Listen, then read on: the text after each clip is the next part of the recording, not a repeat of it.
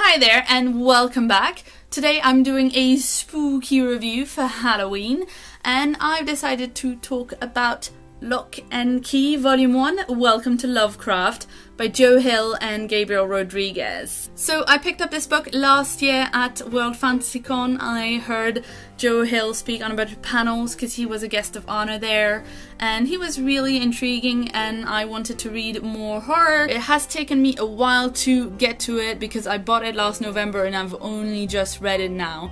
I really enjoyed it, but it is a bit outside of my usual reading habits. So this book is about a family trying to cope in the wake of the father's murder. The book opens with two young men coming up to a house and introducing themselves to the people who live there, and you can see that there is something really wrong in that situation because they're hiding weapons behind their back and they have a pickup truck with some bodies in the back. You can see straight away they are there to do some really bad things, and then straight away you get the funeral of the guy who was murdered. So this is maybe 5 pages into the book, and after that the narrative is divided between before the murder and now. In the now portion of the story, the family move away to leave all these really bad memories behind them, and they move across the country to a big old mansion which belongs to the murdered dad's family. Meanwhile, in the before part of the narrative, there are some really graphic scenes of what happened to the dad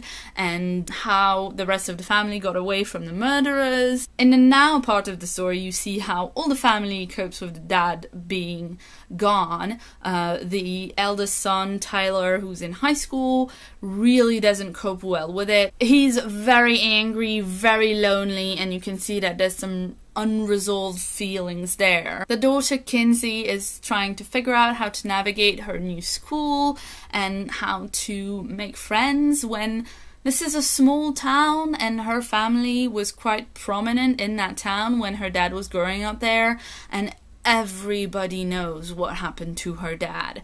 So she can't figure out how to be herself when she's got this weight of expectation on her. And the small boy, Bode, who's about 9 or 10, he's just roaming the house and kind of figuring out what this new place is going to be like. And he finds that this house is full of doors and that when you use different keys on different doors, different things happen.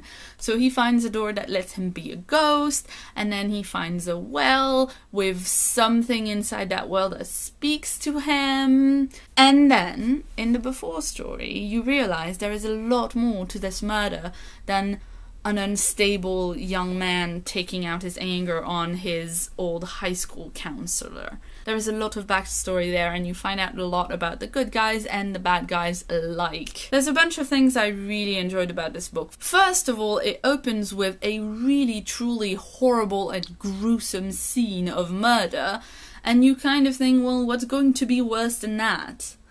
And as the narrative progresses, you realize there are a lot of things in this book that are worse than the initial murder. You realize there's a lot of psychological manipulation as well as physical violence. And then you realize that the person you thought was the bad guy at the beginning of the book is absolutely still a bad guy, but he's a much smaller fish. And you realize there's something much bigger and much more sinister going on in the background. I don't want to give too much away about the plot because I really enjoyed finding out about what really happened in bits and bobs throughout the book. But I will say it's definitely showing its serialized nature, where the arc of the first volume is finished and you got a nice kind of closure to the story for now, and then at the end of the book, on the last page, you get a hook that you absolutely have to go buy the next book.